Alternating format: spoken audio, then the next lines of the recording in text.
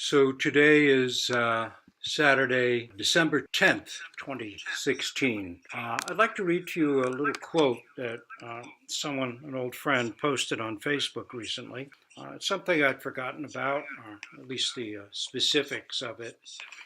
But it was a quote uh, from Roshi Philip Kapleau uh, from December 9th, 1990. Not even going to try and do the math and tell you how long ago that was, but uh, just a day off. Today is December 10th, so it seems fitting. Uh, so here's the quote, and it seems in some ways more oddly apt than ever. Today, our country is in dire straits, and there is so much that is crying out to be helped, to be mended on every level, economically, spiritually, psychologically. We are a sick people, truly. We must face up to it.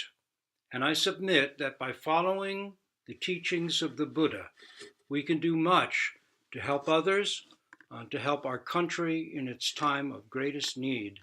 By coming to awakening ourselves, this is the best way to help our country.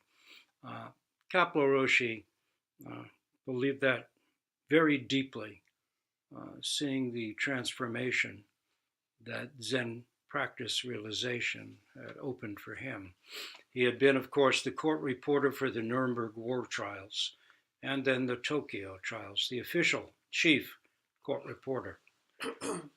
So he knew how badly things could go awry, how completely selfishly and stupidly people could act. And he had tremendous faith in our potential through Zen Buddhist practice to achieve a much more beneficial relationship to the world, to the nation, and to all the beings, human and non-human, who we live among and amidst. So I pass that on to you. His words seem more prescient than ever, given the anxieties that may wake us all in the middle of the night these days. So for our teisho, we will continue with the ox herding pictures, and we're moving into very deep territory, really. We're up to the seventh ox herding picture. And if you remember, Yamada Roshi said beyond the fifth or sixth, he himself was not going to comment. It's not that we don't touch base in our practice with and understand all the ox herding pictures. It's just that he felt that to actually live from, all the time, live from something beyond the fifth or sixth picture is not something he could personally speak about. That's a very humble and humbling recognition. So we are now going to look at number 7. The ox is forgotten. The herdsman remains. We'll start, of course, with the poems. And if you ever wonder why you're practicing Zen, do yourself a favor and look at the ox herding poems. And I think you'll remember if for some reason you've forgotten. So the poems for the 7th picture, and this is the 7th picture. I'll hold this up a bit. Ox forgotten, herdsman remains.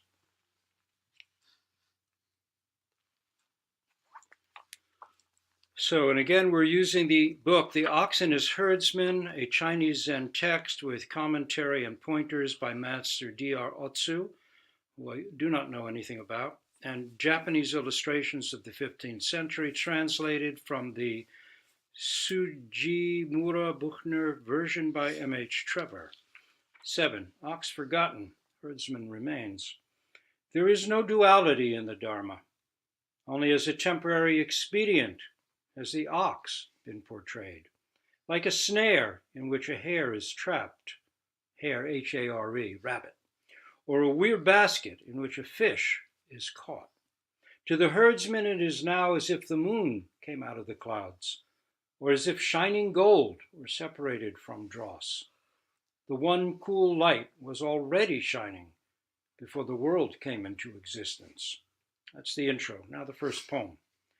The herdsman has come home on the back of the ox. Now there is no ox any longer. The herdsman sits alone, quiet and at leisure. He still slumbers, although the burning sun already stands high in the sky.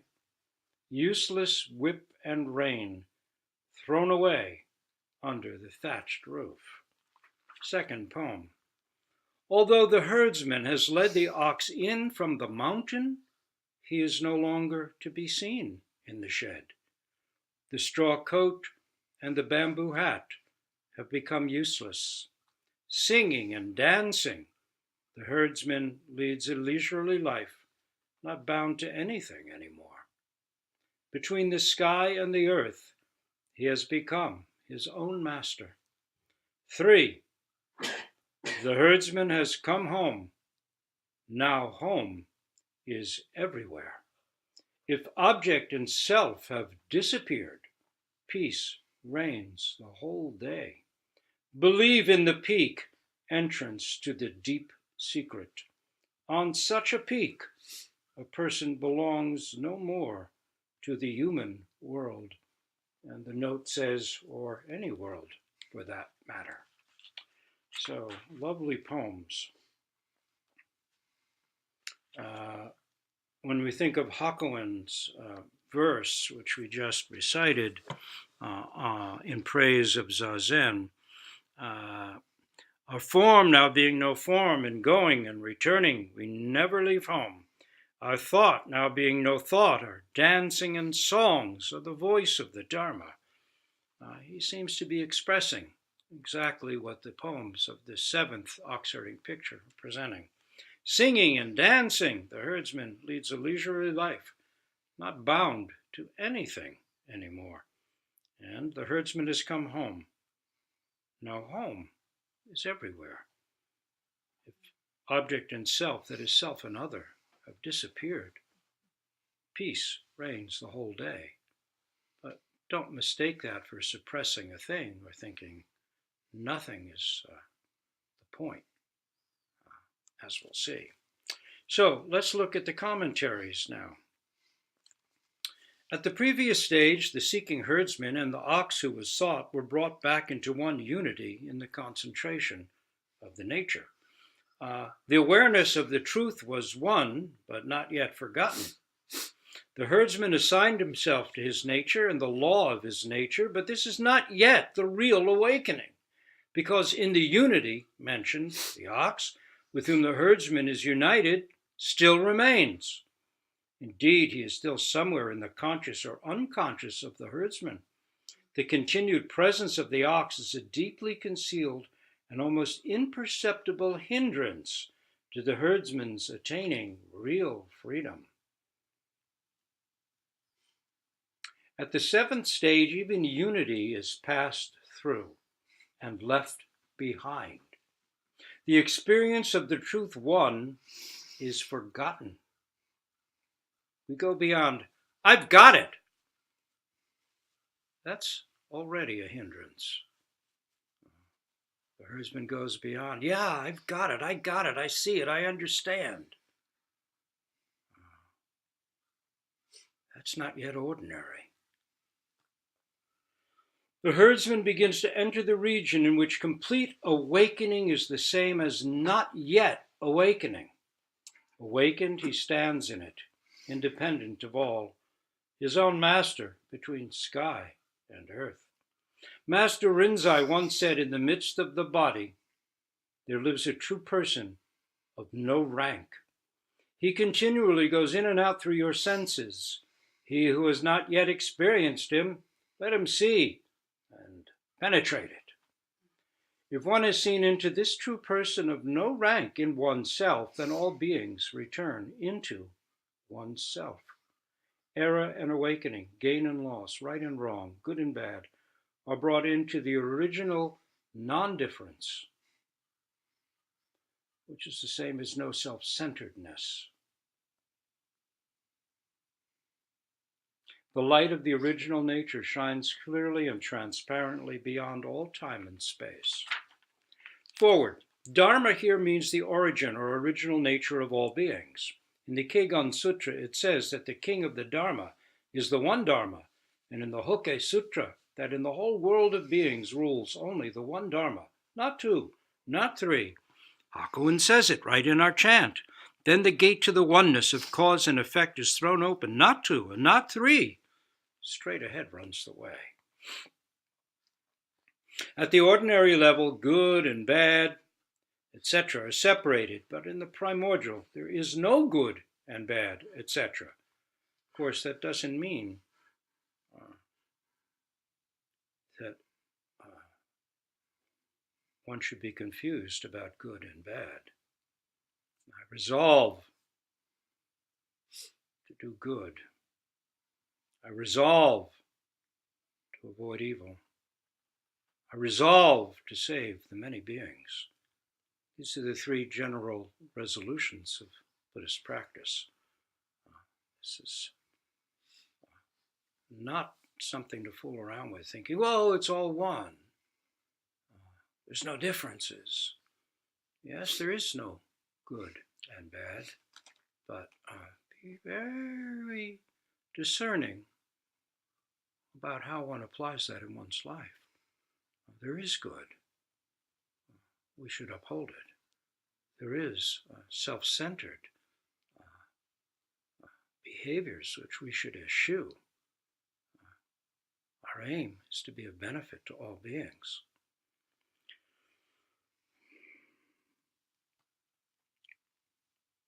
There is only the one Dharma. Ox and herdsman have become one in this original nature. Just this.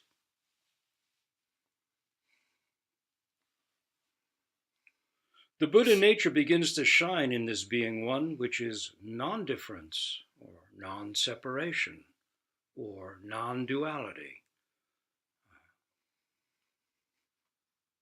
But that's to make it a thing. It's not a thing. The ox is depicted and revered only in passing as an indicator of the way, whose role it is to point to our own original nature. Although there is no dharma in the primordial, a dharma and an ox are mentioned here. The ox is compared to a snare or a weir basket, like a fishing weir dam. They are superfluous when the hare or the fish has been caught. The words, the ox is forgotten, the herdsman remains, are not intended to express anything else. Snare and weir basket, originally mentioned in a Taoist book, the Shuangzi, rather. Not only the ox, but all sutras are like the finger pointing at the moon. All koans are merely the stone with which one breaks down the gate to the house that is home. It would be obviously a mistake to take the finger for the moon or the stone for the house. The difference between a snare and a hare, or a weir basket and a fish, can only be discussed with reference to the beginning awakening to the essence of the truth. In the region of the original nature of truth, which has the same meaning as the true person of no rank, as Master Rinzai called him, there is no such difference. All the same, there is the difference within non-difference and non-difference within the difference. As we chant, form is only emptiness. Emptiness only form. Non-difference is emptiness. Difference is form. Form is only emptiness. Emptiness no other than form. The saying about moon and gold is from the Ryogon Sutra. When we are caught in error, the gold of our heart is mixed with dross, and the moon of our heart is hidden by clouds. However, the herdsman, in accordance with his great vow, The great vow is what we recite after all formal periods of zazen. Great vows for all is the great vow. The many beings are numberless. I vow to free them all. Greed, hatred, and ignorance arise endlessly. I vow to abandon them all. Dharma gates are countless. I vow to wake to them all. Buddha's way is unattainable. I vow to embody it fully. In accordance with his great vow, the herdsman has courageously hammered it himself through innumerable sutras and koans, countless times suffered the blows of arising, and continually thrown himself into the smithy fire of a teacher. Now he has come to his original home. Having returned, dross and clouds have disappeared, or rather they've been brought back, with gold and moon, into the original unity. There is a Zen saying that the clear wind cleans the bright moon cleans the clear wind. Now all the Buddhas and masters must cry for help and beg the herdsmen to save their lives. Well, we might actually say that more simply. That's just they no longer have any purpose. They're not killed. They don't beg for their lives because you're threatening them. It's just that they have no function. You are fulfilling that function through your deepened practice. The one cool light is the original nature of the self. It is the moon of truth, or the original unborn self, which the person was before he was born. Of course, we work on this in the Doksan room. It's one of the koans in our introductory phase of practice. About the original face. It's the original face before your parents were even born. Please show me that. So what sounds like philosophy is actually quite simple and direct, and we get to explore it and make it our own, which is the wonderful thing about Zen practice. It doesn't stay on the page as something nice to hear about. We have to make it our own, and that's the point. That's why the Buddhas and Masters all beg for their lives, because they're no longer there. It's us doing the work. And then doesn't mean, though, that we don't have tremendous respect and reverence even for those who've opened this road for us and gone down it fully, well before us. The one cool light is the original nature of the self. It is the moon of truth, or the original unborn self, which the person was before he or she was born. This cool light shines in pristine nobility, beyond time and space. It is the region of the great unencumberedness of the heart, where there is no wisdom to seek, and where there are no worldly beings to liberate. It is said that Shakyamuni at his birth pointed at the sky with one finger and at the earth with another and cried out, above the heavens and below the heavens, I alone am the honored one. It was not a statement of egotism. It was exactly the reverse. This too is something we must truly understand in the course of our practice. Touch base with this ourselves. It is only a legend, but it gives an indication of the one cool light of original nature. So, first poem. The unencumbered herdsman has reached the home of the original nature of truth on the unburdened ox. The latter, in other words, the beginning awakening, has now disappeared, and the herdsman, or original nature of truth, sits quietly, alone, at leisure. In relation to the training, it means that the herdsman has grasped the original non-difference of passion and wisdom, birth and death, and nirvana after continual efforts. An important point, after continual efforts. Though it is our nature from the beginning, without the effort, it's not manifested. The fact that it is our nature from the beginning makes it possible for us to practice its realization. There is nothing more to receive, nothing more to throw away. All beings have returned into the original self, Everywhere is home. All the old koans, sutras, and collections of sayings have become useless. There is no Buddha to search for above, no worldlings to liberate below. This is the stage of the true person at his ease, who has left all learning behind him. If you'd like to read a very moving account of someone touching base with this, in the three pillars of Zen, there is the Yaiko Iwasaki letters. She was the daughter of a big industrialist in 20th century Japan. A very sensitive, very sensitive young woman. And over the course of a brief period, she had very deep realization and was writing to Harada Roshi, who was not able to come visit her in this brief period. It's quite moving. Her letters are quite extraordinary. And if you want to read somebody expressing what it's like to actually return home to this degree, I recommend those letters to you. In this context, this is one of my favorite quotes in Zen. I'll share it with you. Master Ikkyu, who was an extraordinary teacher, poet, calligrapher, wrote, as long as I did not want to forget, I continually forgot. Now that I have forgotten, I do not forget any longer. Let's savor that. As long as I did not want to forget, I continually forgot.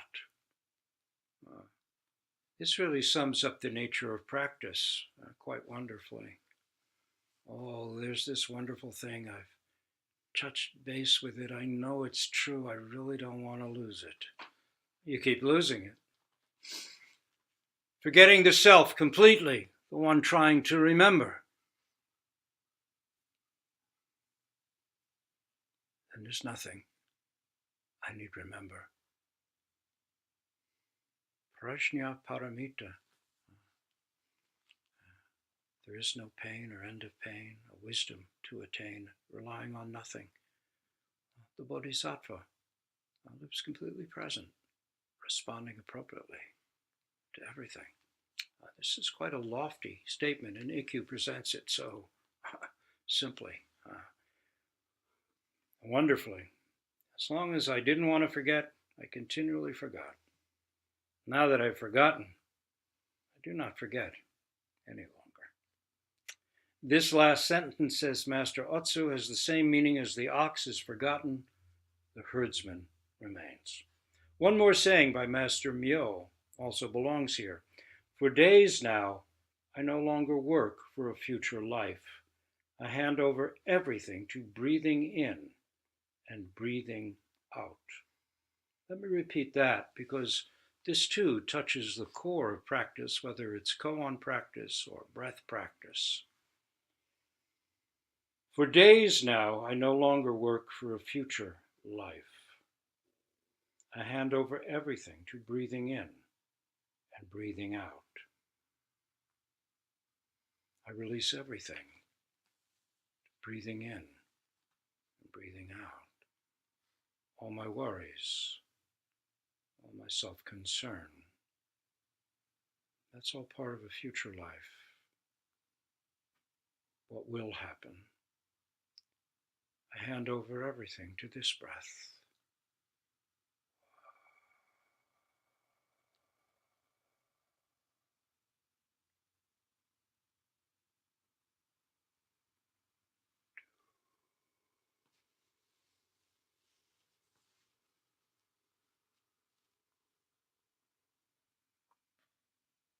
We return again and again to the very core of practice and find something deeply moving there and true. The herdsman sleeps in his own house, free of worry or care, though the sun already stands high in the sky. Normally we'd be very anxious about that. Oh my gosh, it's late! The white rabbit in Alice, looking at his watch. I'm late! The sun's already high. What am I doing?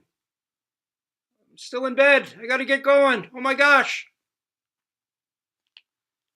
The herdsman sleeps in his own house, free of worry or care, though the sun already stands high in the sky. The great colloquialism of Zen, ordinary language expressing such profound things. A poem by Master Jakushitsu says, "One bright day I heard the cool wind rustling in the pine trees and fell into a deep sleep by the window of the thatched hut in the silent mountains." Master Ikkyu sang, "Joyfully I live in the home of the great sky. I want to take a nap and rest my head on Mount Sumeru." Sumeru is the central axis of the universe, according to ancient Indian and Buddhist cosmology. What repose reigns, says Master Otsu. It is not the consequence of indolently doing nothing, but the fruit of long and hard practice exertion. But the pupil must not stay even here. She must press on. Whip and reins stand for the countless old koans and sutras which are now useless.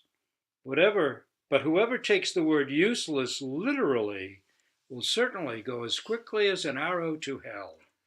The pupil must emerge to search for wisdom and to liberate worldly beings actually from the place in which there is neither the one nor the other. So remember to keep not only sutras and koans, but all learned texts and even potato peels.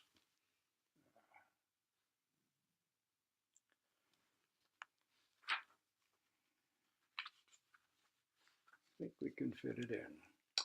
The second poem, "The ox is nowhere to be seen. He has become nothing.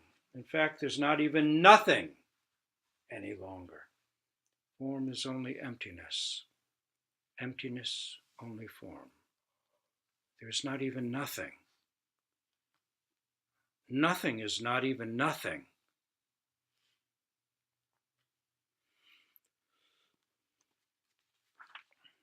The straw coat and the bamboo hat stand for the tools which the pupil has needed and used up to now, koans, sutras, breath count, and so on, all useless. Great peace and ease have entered into the daily life of the pupil. This is integrated practice.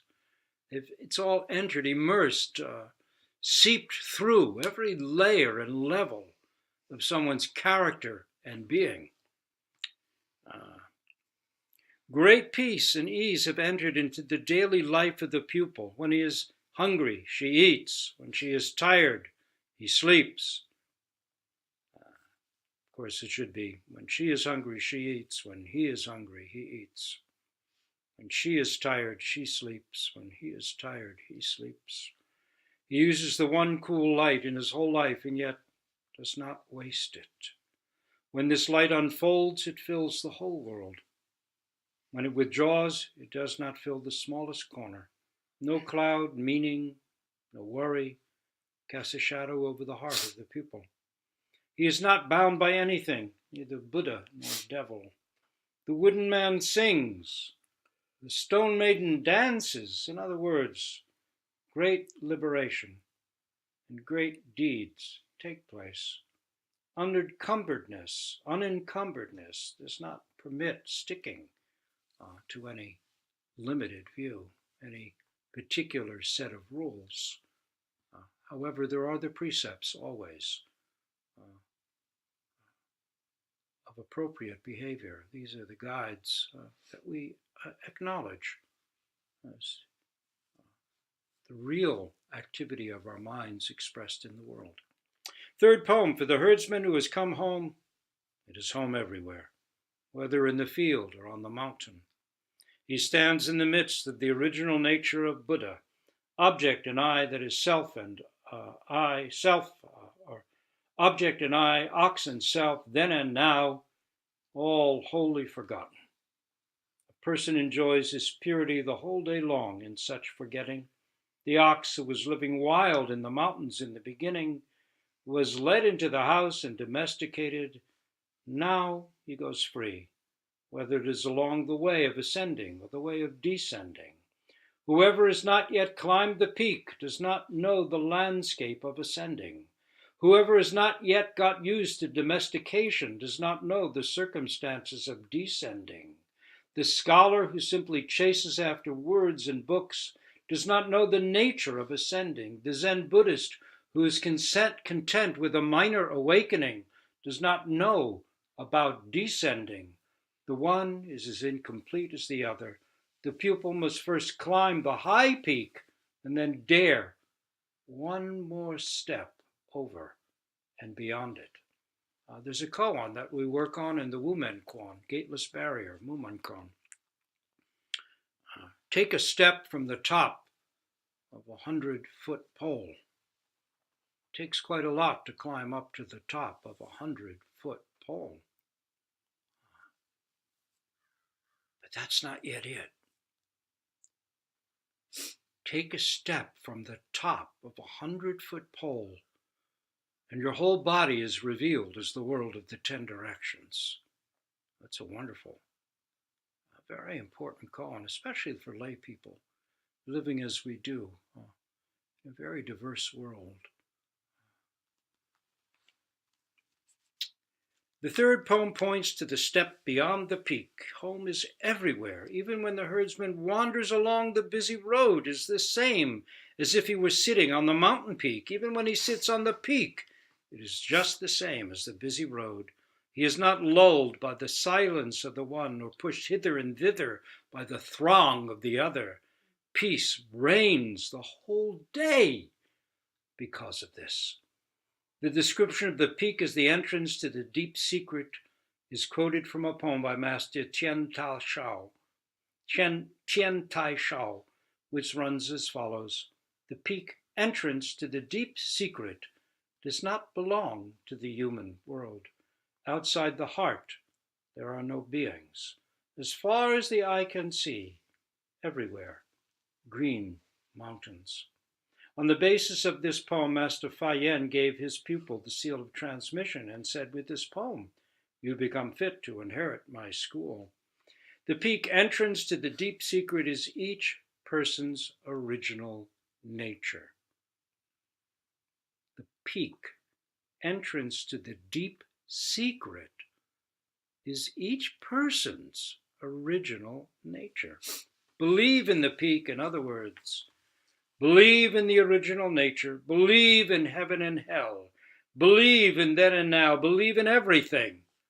Even worldly desires and passions, when they are seen into right down to their origin, are that summit, which is the original nature of the self, this very self, this very body, the body of Buddha, right now. When someone succeeds in reaching this region, he does not let himself be humanly colored, even though he remains living as a human being among other human beings, and is thus able to accompany and lead others. However, training is required as long as the ox is forgotten and the herdsman himself still remains. Even when a person has come home and no longer needs to search for the Buddha and get to the bottom of the truth, he must not stand still. Next time we'll take up 8, Oblivion of Ox and Herdsman. But please understand, oblivion may not mean something negative at all. Complete oblivion of ox and herdsman is how it's translated here. So for next time, we'll take a look at that.